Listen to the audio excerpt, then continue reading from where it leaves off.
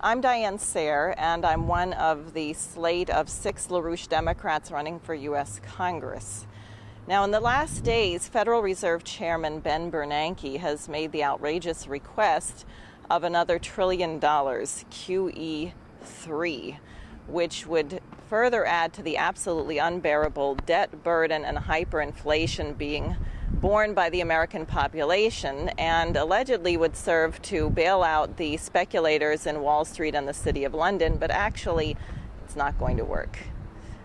Now, another piece of similar insanity is what New Jersey's Obama-loving Governor Chris Christie is trying to do in this state with replacing fossil fuels with solar and wind. And behind me is the Bergen County Plaza parking garage, which has been recently covered with solar panels. Inside the county building is a computer screen which tells you on a beautiful, clear day like today, almost not a cloud in the sky, this entire rooftop of solar panels generates enough electricity that if every single day had not a cloud in the sky, you could power 989 60-watt bulbs 8 hours a day for a year.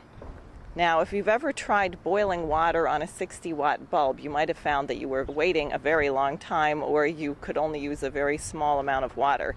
And in fact, it turns out if you wanted to replace the state's existing nuclear capacity with solar panels, it would require 60 million solar panels, which if they were placed end to end with no space in between, would cover about 32 square miles.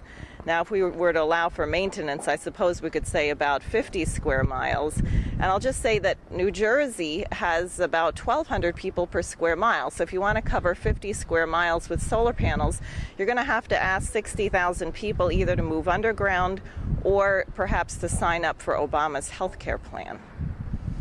Now, a friend of mine recently gave me an insight as to why Governor Christie might be so hot on making New Jersey #1 in the country for solar energy, and we're already only #2 after California.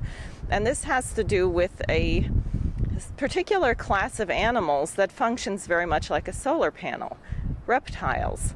In fact, Governor Christie's forebears, the dinosaurs, were just like today's snakes and lizards, which have to lie out in the sun, taking in plenty of energy and heat from the sun in order to get their systems moving enough that they can actually move to go look for food. Fortunately, in the case of dinosaurs, their brain size was very, very small relative to their body mass, so they didn't need to consume all that much energy.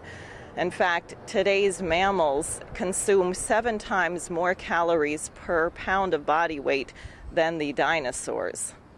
So this got me to thinking, perhaps it's actually the case that Governor Christie eats only about 1/7 as much as it looks like he eats, given his size.